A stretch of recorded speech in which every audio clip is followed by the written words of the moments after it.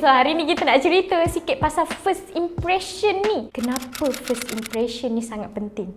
Sebab bila kita lalu dekat highway, kita akan nampak banyak billboard dengan muka-muka orang kan, pakai quote. Itu semua adalah first impression yang diorang nak kita tengok terhadap bisnes yang diorang tengah usahakan. Tapi first impression ni ada batasnya. First impression ni sangat penting kalau kita di dalam situasi yang betul. Contoh, kita nak pergi temu duga. Okey, kalau kita nak pergi temu duga, kita memang diwajibkan untuk pakai pakaian yang kemas, rambut kena kemas, muka kena cantik.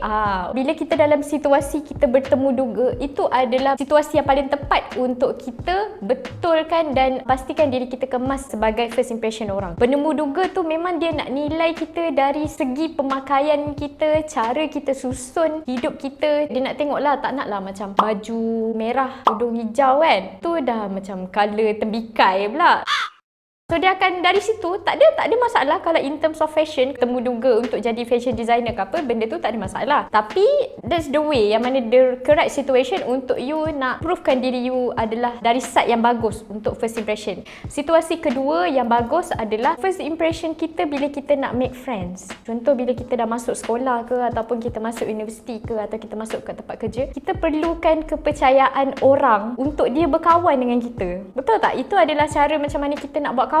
Dan orang tu akan spend masa dengan kita apa semua, makan apa semua sebanyak 200 jam sebelum dia percaya kita. Jadi first impression kita sangat penting untuk kita impress dia. Situasi yang ketiga, bila kita pergi dating. Bila kita pergi dating, first impression really matters. Siapa yang nak kena bayar untuk makan, itu benda yang penting. Dan kalau kita perempuan, kita mestilah nak tunjukkan yang kita independent juga. So kita akan offer, boleh tak half-half. Okay, itu adalah first impression juga. You mesti tak nak punya kan date dengan orang yang busuk kan, apa kan, pengotor. Tak nak kan, sebab itu adalah orang bila you date tu, you dah letak dia dalam bucket list you untuk you jadikan pasangan hidup. So you nak hidup tak dengan orang yang macam tu? You nak hidup dengan orang yang macam mana? So sebab tu kena ada first impression. Tapi apa yang tak baiknya pasal first impression, kalau you make this first impression really matters sampai you take it really seriously as the way of your life, sampai you terpaksa menipu untuk you nampak bagus. Tu dah tak bagus. Sampaikan you terpaksa beli barang-barang fake designer semata-mata you nak nampakkan yang diri you kaya, dan juga you terpaksa berhutang ataupun you sanggup sewa kereta-kereta mewah kalau you nak pergi mana-mana semata-mata you nak tunjukkan kelas you dan juga status you. You yang createkan impression tu terhadap orang. You yang letakkan benchmark kepada orang untuk menilai diri you ni sebenarnya orang yang macam mana. Sebab kalau you sebenarnya bersederhana je dalam you punya first impression, orang akan rasa